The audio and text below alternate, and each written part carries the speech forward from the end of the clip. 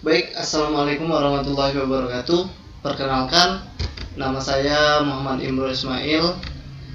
Saya adalah mahasiswa semester 4 mata kuliah studi kepemimpinan Islam yang di dosen pengampunya adalah Ustaz Roin Al-Hadi. Pada pertemuan kali ini kita akan membahas tentang kepemimpinan Rasulullah. Seperti kita ketahui, sebagian besar dari kita pernah mendengar tentang kepemimpinan Rasulullah. Dalam masa 23 tahun beliau sanggup mengangkat derajat bangsa Arab dari bangsa jahiliyah yang diliputi dengan kebodohan, keterbelakangan, menjadi bangsa yang terkemuka dan berhasil memimpin banyak bangsa di dunia.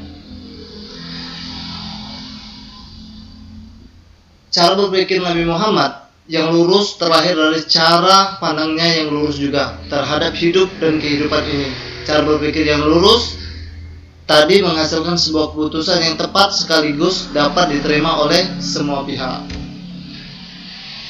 Kita akan membahas tentang kepemimpinan Nabi Muhammad SAW. Pertama, kita melihat dari cara berpikir Nabi Muhammad SAW. Pertama, beliau selalu menomorsatukan fungsi sebagai landasan memilih bukan sesuatu dari penampilan atau faktor luarnya. Seperti kita ketahui, Nabi Muhammad selalu menomorsatukan fungsi dan manfaat karena dia tidak melihat dari faktor penampilan dan faktor luarnya. Seperti kita ketahui, beliau menunjuk penerusnya atau penerus kepemimpinannya yaitu Abu Bakar As-Siddiq, Umar bin Khattab, Utsman bin Affan, dan Ali bin Abi Thalib. Bukan karena Abu Bakar adalah orang yang pertama masuk Islam, bukan karena Umar orang yang paling kuat, bukan karena Utsman orang yang paling kaya, dan bukan karena Ali adalah keponakannya sendiri, bukan, tapi karena cara memimpin mereka yang dipercaya bisa memimpin umat setelah Nabi Muhammad SAW. Selanjutnya, yang kedua adalah Nabi Muhammad SAW selalu mengutamakan segi manfaat daripada kesia-siaan. Kenapa demikian? Pernah ditanya oleh seorang sahabat, beliau selalu memilih yang manfaat daripada yang sia-sia, seperti memilih madu, kurma, susu kambing, dan air putih adalah sebagian dari manfaat bagi tubuh ini. Dan bagaimana Rasulullah SAW selalu mengutamakan manfaat daripada kesia-siaan. Selanjutnya yang ketiga adalah beliau selalu mendahulukan yang mendesak daripada yang bisa ditunda. Seperti suatu ketika Rasulullah SAW pernah ditanya, apakah lebih mendahulukan menyelamatkan anak kecil yang sedang menghadapi bahaya atau meninggalkan dan meneruskan sholat? Lalu beliau menjawab, beliau lebih mengutamakan sesuatu yang mendesak, sehingga beliau memilih untuk menyelamatkan anak kecil, dan setelah menolong anak kecil beliau melanjutkan sholatnya. Selanjutnya yang keempat, beliau lebih mementingkan orang daripada dirinya sendiri. Ini sosok yang luar biasa. Banyak di antara kita, bahkan di kalangan kita saat ini, orang cenderung memilih keinginan sendiri serta menjatuhkan orang lain. Maju tapi menjatuhkan orang lain, itu banyak terjadi di kalangan kita. Tapi ini salah satu contoh untuk kita lebih mementingkan orang lain daripada dirinya sendiri, seperti itu. Dan yang kelima, Nabi Muhammad selalu memilih jalan yang tersuka untuk dirinya dan jalan yang mudah untuk umatnya. Selanjutnya yang keenam, beliau selalu mendahulukan tujuan akhirat daripada maksud duniawi. Seperti kita ketahui, Nabi dan para Rasul lainnya selalu mengutamakan akhirat daripada dunia. Karena kita tahu bahwa ibadah itu sangat penting, maka yang harus dikerjakan ibadah, karena hidup di dunia ini untuk beribadah kepada Allah, mengumpulkan amal-amal yang banyak, sehingga kita bisa mendapatkan kebahagiaan di akhirat kelak. Amin ya rabbal alamin. Selanjutnya ada beberapa segi, ada beberapa bidang kepemimpinan Rasulullah SAW. Pertama, Nabi Muhammad sebagai pemimpin yang sistem pendidikan yang holistik. Karena Nabi Muhammad selalu mengutamakan tentang pendidikan, di mana misalnya ketika kaum muslimin berhasil menawan kaum musyrikin dalam peperangan Badar, beliau membuat kebijakan bahwa tawanan tersebut dapat bebas kalau mereka membayar tebusan dan mengajar menulis kepada warga Madinah. Ini dimanfaatkan untuk kemaslahatan umat, untuk belajar mengajar, menulis dan sebagainya.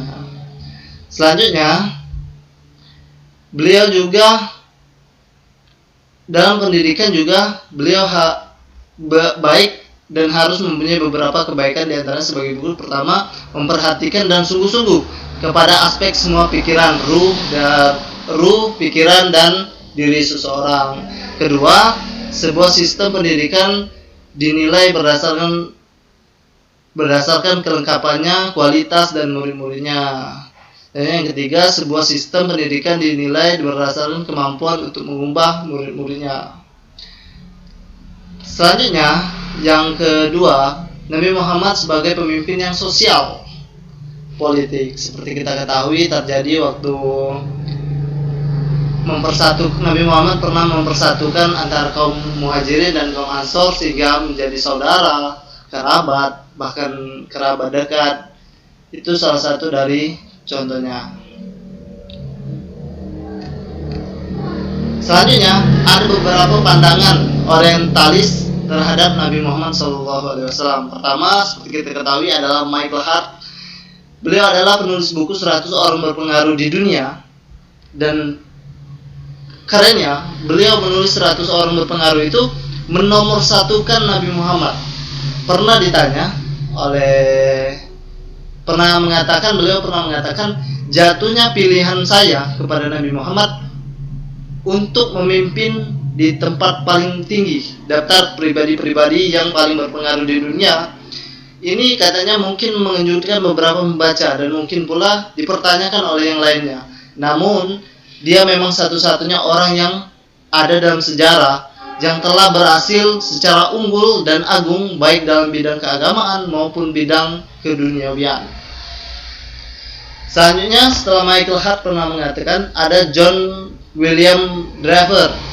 Beliau dalam ungkapannya adalah 4 tahun setelah meninggalnya Justinianus, maka pada tahun 596 Masehi lahirlah di Mekah, tanah Arab, seorang laki-laki yang berbeda dari laki-laki lainnya, telah memberikan pengaruh besar terhadap umat manusia. Selanjutnya yang terakhir, kata Napoleon Bonaparte, saya memuja Tuhan dan menghormati Nabi Muhammad dan Al-Quran yang suci. Ini beberapa dari pendapat-pendapat dari pandangan orientalis terhadap Nabi Muhammad, yang memang Nabi Muhammad sangat dikagumi, sangat dianggap berpengaruh di dunia, karena memang kehebatan yang tidak ada bandingnya, karena tidak ada manusia satupun yang bisa membandinginya saat sekarang ini. Selanjutnya, ada beberapa kunci kesuksesan dari Nabi Muhammad SAW, kunci sukses kepemimpinan Nabi Muhammad SAW. Pertama, beliau memiliki akhlak Rasul yang terpuji tanpa celah. Seperti kita ketahui, Rasul adalah orang yang memiliki sifat yang sangat terpuji dan tidak ada celahnya. Kalau kita terpujinya sedikit tapi celahnya banyak. Yang kedua adalah karakter Rasulullah yang tahan uji, tangguh, ulet, sederhana dan semangat tinggi. Selanjutnya yang ketiga, sistem dakwah Nabi menggunakan metode himbauan, hikmah dan bijaksana, tanpa paksaan, tanpa harus memaksa dan sebagainya, tanpa kekerasan dan sebagainya. Beliau mendakwakan dengan hikmah, dengan kasih sayang, sehingga orang banyak tertarik memeluk Islam dan sampai saat sekarang ini. Dan ini yang keempat adalah tujuan perjuangan Nabi itu kebenaran dan keadilan, menghancurkan kebatilan tanpa pamrih. Beliau selalu mengutamakan kebenaran dan keadilan.